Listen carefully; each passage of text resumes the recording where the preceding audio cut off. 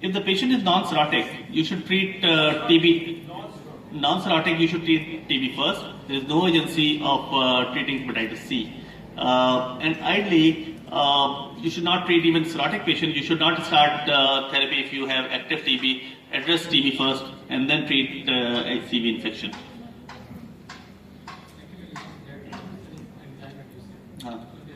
So the effect of DA would get changed because most of the drugs are going to affect with P450, especially Declet, where you have to take care of it. Yes.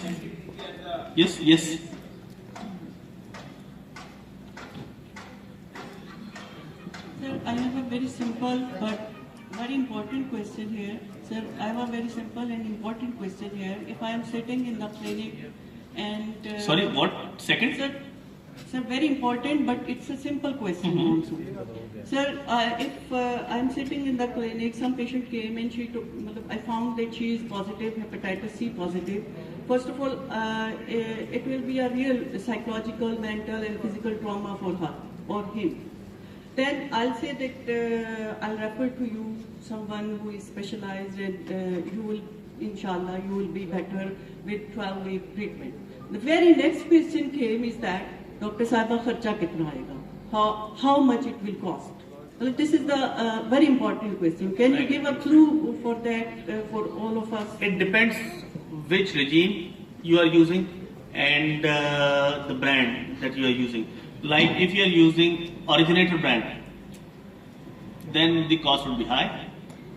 Approximately 42,000 per month for Soveldi, 42,000 rupees per month for Soveldi. Nowadays, Gilead and Feroz Sons have agreed to give 1+1, which means first month you purchase, second month is free.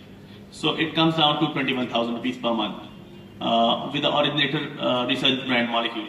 If you're using good brands, the official price is 5,680 or something, approaching 6,000 rupees, the maximum for Me Too products. And sometimes you have like cheap products, maybe like 3,500 rupees. The minimum maybe 3,500 to 4,000 rupees per month. So this sounds like 24,000 rupees for 6 months therapy. If you're using Sofosbuvir and Ribavirin. If you're using Declet and Sofosbuvir, Declet is 9,000 official price. When we get on the SLS criteria that is imported for the patient, the only source is OBS, and through OBS this is 9,500 rupees per pack. So this is like 28,500 rupees for 3 months, and if you're getting the same MyHab by OBS, this is 5,600 rupees per month. So that is how the cost is. So, my question is, what is the impact of these new treatment on the future of liver transplant and transplant surgeons as a career? वो नहीं भूखे मरेंगे because yes, with the treatment of hepatitis C, the treatment is approaching nearly 100%, and we expect very good therapies in near future. So the incidence of hepatitis C is going to come down. Like previously in 80s, the hepatitis B was rampant. We used to see more hepatitis B as compared to hepatitis C, and now we are seeing more hepatitis C. And what is expected in near future is going to be NASH, which is going to take over hepatitis C as a cause of cirrhosis and requiring liver transplant.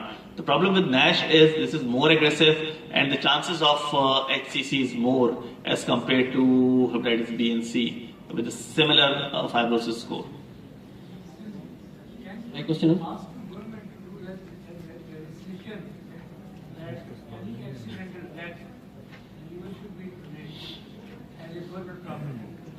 This is already the law for human organ transplant is passed. HOTA, Human Organ Transplant Authority, HOTA, is taking care of these things. This is the consent that is given.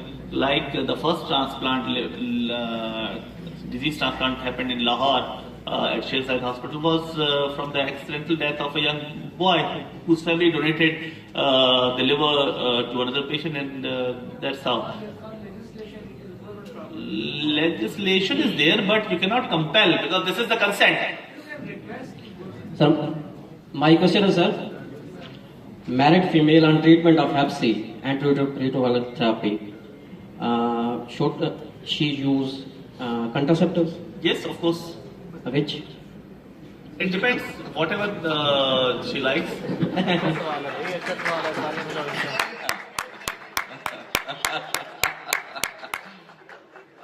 Again, I think that the bottom line seems to be, at least to me as a pathologist, that the earlier we start treatment, the better is the prognosis for hepatitis C.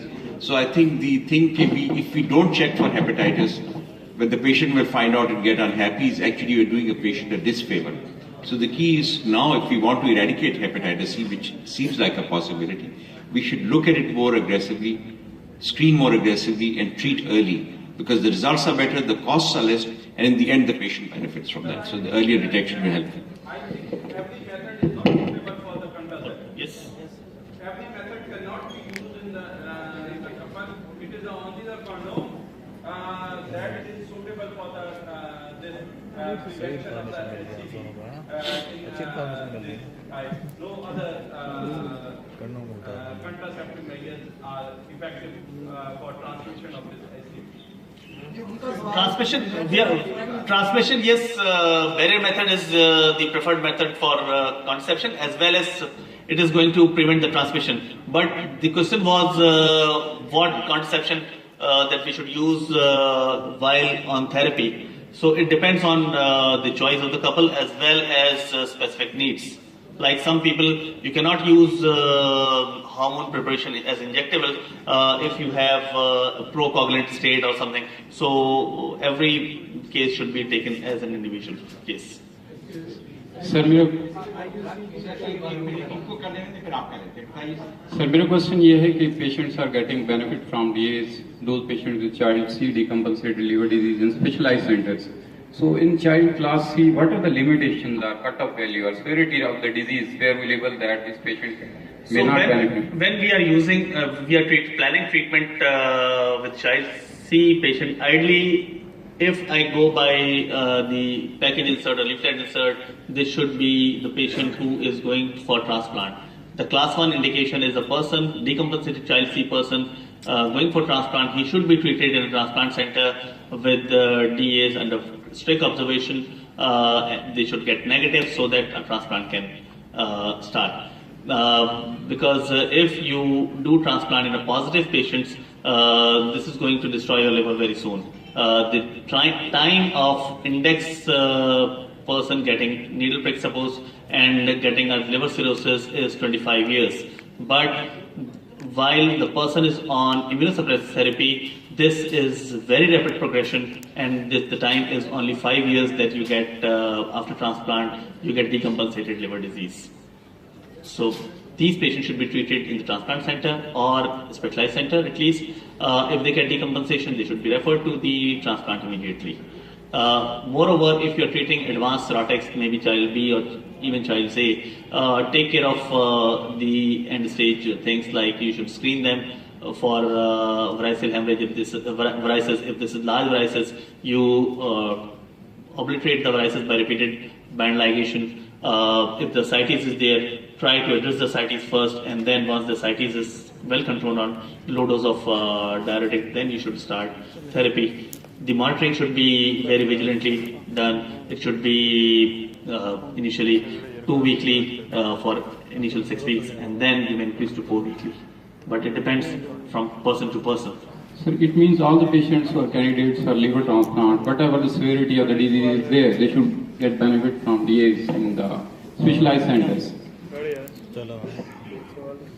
If child score is more than 12, then this is point of no return. Even 100C comes in.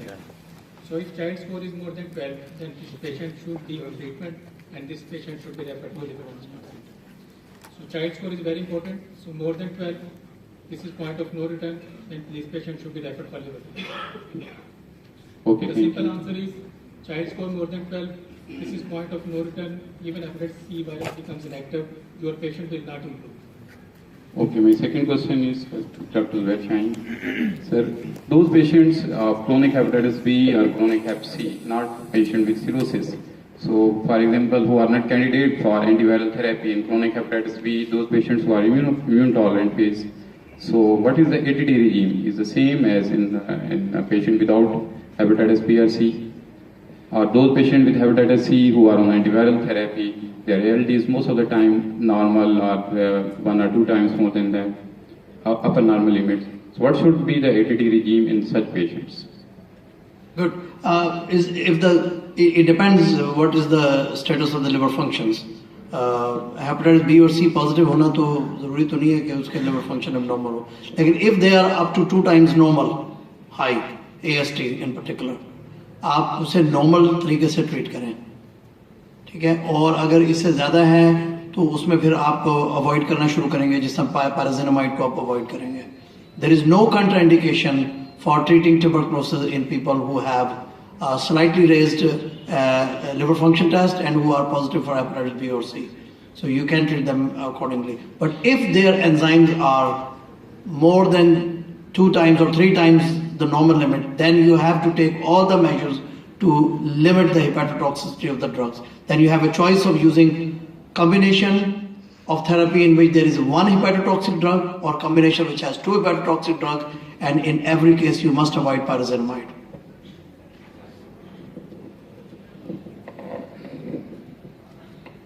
I think your question is addressing that the patient is just is having a chronic hepatitis or that has gone to the cirrhosis stage. For these two patient population, that there is the different guidelines. If the person is just is having the chronic hepatitis, but there is no cirrhosis, so it means what the conventional ATT we're using it, that can be used safely. But